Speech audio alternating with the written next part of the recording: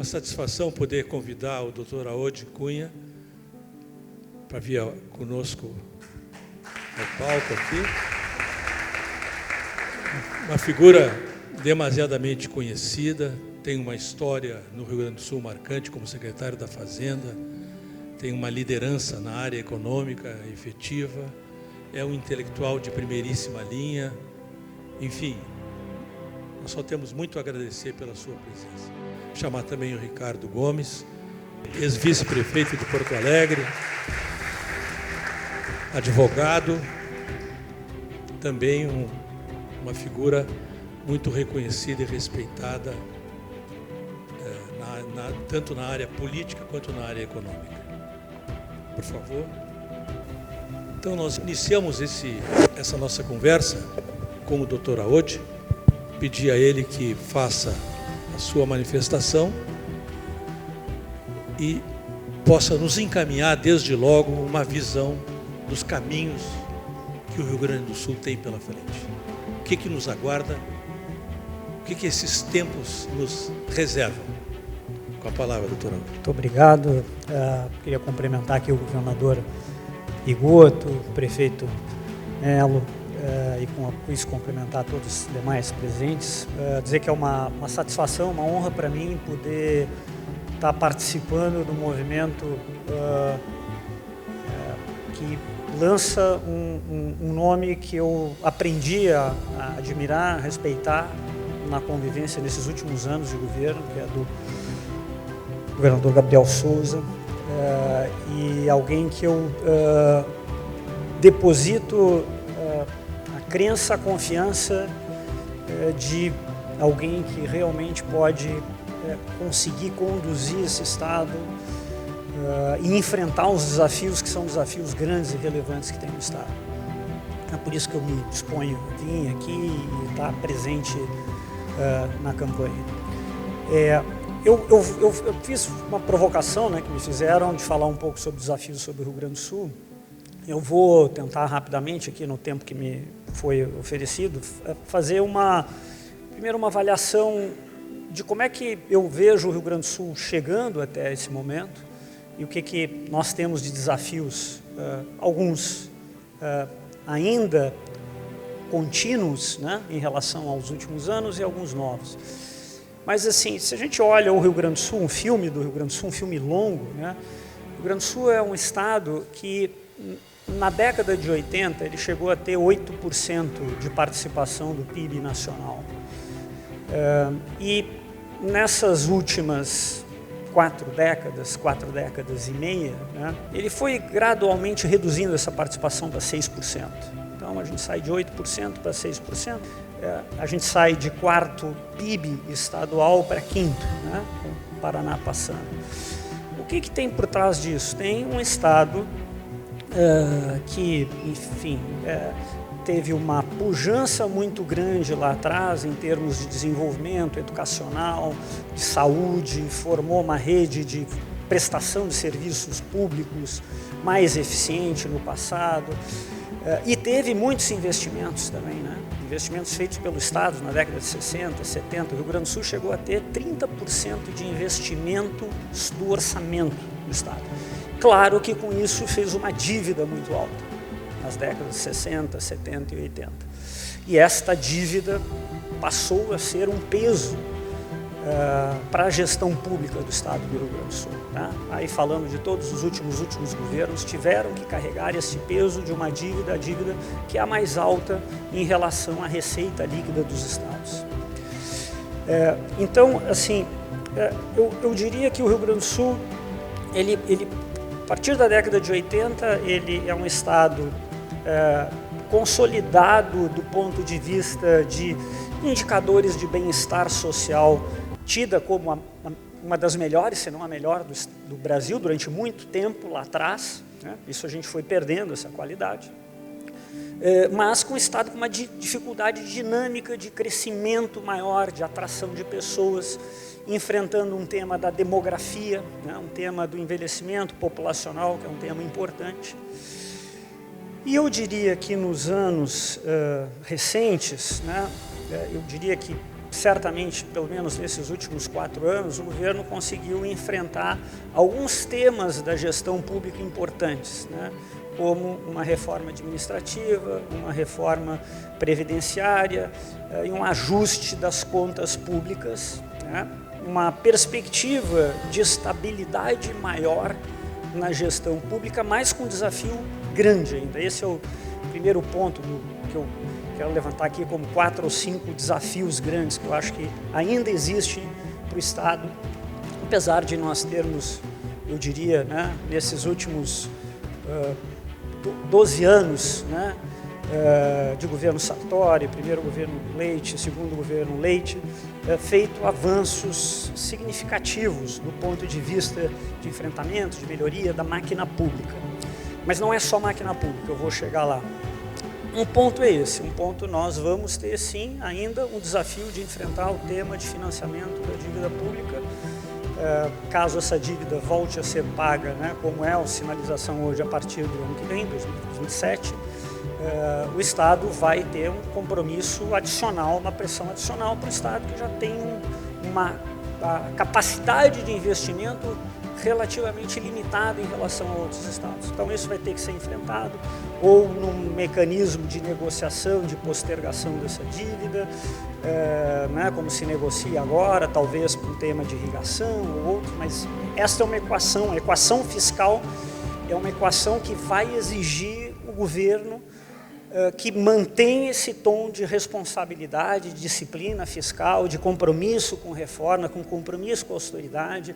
Isto que foi alcançado a duras penas, né, nos últimos anos, ele vai exigir uma disciplina constante desse novo governo, né?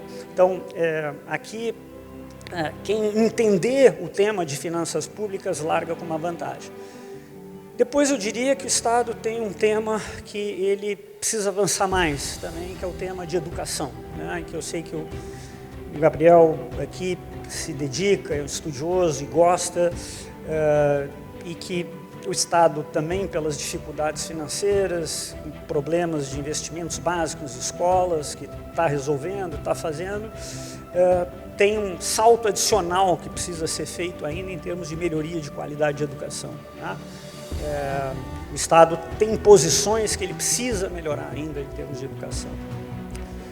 Depois eu diria que tem um desafio no tema de infraestrutura, né? O Estado, esse Estado que tem uma capacidade reduzida de investimento, com várias demandas na área de segurança, saúde, educação, ele não terá capacidade com recurso próprio seu de fazer os investimentos que coloquem a infraestrutura do Estado num patamar competitivo, né, que possa ser competitivo para aumento de investimentos privados, para que a vida econômica aconteça. E, portanto, então, esse modelo de concessões ou modelos de parceria com o setor privado, eles vão ter que continuar, porque o Estado precisa recuperar a sua posição de qualidade de investimento em infraestrutura. Eu diria também que tem um tema, e aí, junto com essa questão da capacidade financeira do setor público, o tema de educação, o tema de infraestrutura, tem um tema especificamente que eu tenho me dedicado a falar mais ultimamente, que me chama muito a atenção, que é o tema de irrigação. O Estado do Rio Grande do Sul, eu dizia isso, né, logo depois da tragédia das enchentes que nós tivemos, e eu chamava a atenção porque, com tudo que aconteceu, o Rio Grande do Sul, naquele ano, no ano de 2024, no ano das enchentes, o Rio Grande do Sul cresceu quase 5%, com um efeito trágico, dramático, na cidade de Porto Alegre, o prefeito sabe bem. Mas 2 anos antes, nós tivemos, 2024, 2 anos antes, 2022, o Rio Grande do Sul cresceu, né, no ano de 24 da enchente 5%, com o Brasil crescendo 3%. 2 anos antes, 22, o Brasil crescia 3%, o Rio Grande do Sul caiu 4% o PIB.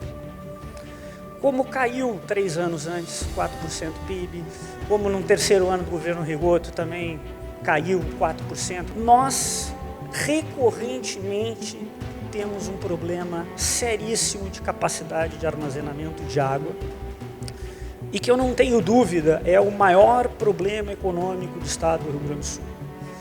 É o maior em termos de peso absoluto. Tá?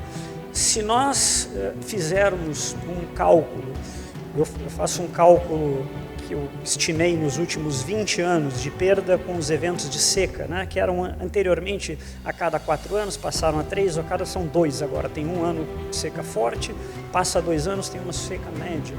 Perdeu em torno de 20% do PIB do Rio Grande do Sul. É como se o Rio Grande do Sul tivesse ele tivesse um PIB 20% mais alto se ele não tivesse essa recorrência de secas.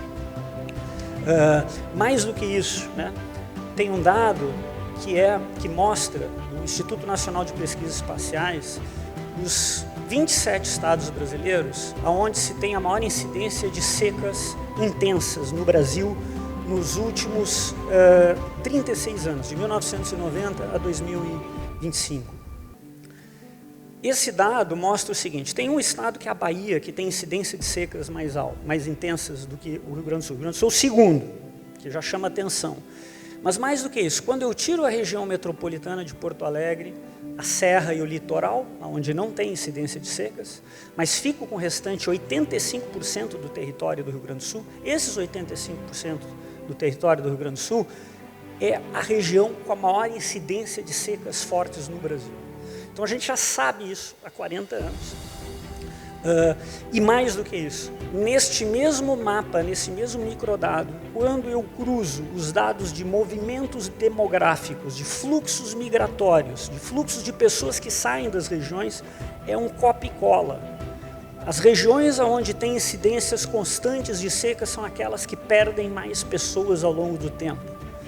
Porque não é a perda apenas do produtor do agronegócio, é a perda de renda do comércio, de serviços. Então, eu não tenho dúvida que para o futuro, aqui deixando, já vindo para a parte boa, né, do Rio Grande do Sul, que eu acho que nós temos um desafio, que é um desafio demográfico, né, de uma parcela de envelhecimento da população, de saída de pessoas, e que nós podemos reverter com iniciativas como as ligadas à inovação, à tecnologia que o Estado está fazendo. Tem centros de produtores de pesquisa, de universidades, o South Summit, tem agora o Instituto de Tecnologia aqui em Gravataí, vai ser um instituto de ponta. Então essa é a economia nova, né? A economia moderna do Estado. Mas eu não tenho dúvida que o Estado precisa avançar em ter um esquema robusto de irrigação. E aqui, por que algo que é tão óbvio, tão claro, tão impactante na economia do Estado? Né? Eu digo, é como se nós a cada ano tivéssemos 20% do PIB a menos. É como se nós pudéssemos estar 20% do PIB a mais. Por quê? Porque tem uma combinação de fatores aqui que influenciam, que é a legislação ambiental, que já foi resolvida em parte pela Assembleia, tem uma parte de legislação, Ministério Público, Judiciário, tem uma outra parte que é de entendimento do Estado e tem uma parte que é de cultura empresarial também. Né? É de cultura empresarial e a Farsul está fazendo alguns movimentos, mas eu acho que aqui, com todas essas outras frentes que eu falo de educação, de enfrentamento da gestão fiscal séria, do tema de infraestrutura, são temas constantes do Estado.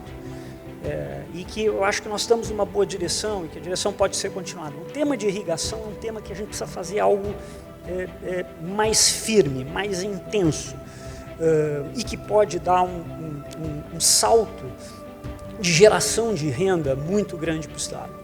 Então, eu fico por aqui. Eu acho que esses são temas relevantes, são temas, uma coisa que eu aprendi aqui da minha convivência com bons ex-governadores, como o governador Rigoto. O trabalho que dá resultado é um trabalho contínuo, sério e de evolução. Né? Toda solução que é prometida como muito fácil, ela tem baixa chance de dar certo. E eu acho que nós temos aqui, na figura do Gabriel, uma chance de ter uma evolução com qualidade, alguém que tem um aprendizado grande no setor público agora e que tenho certeza tem essa noção desses saltos adicionais que nós ainda precisamos e podemos dar. São desafios grandes, são relevantes, mas são desafios possíveis. Isso. Obrigado. Obrigado, professor.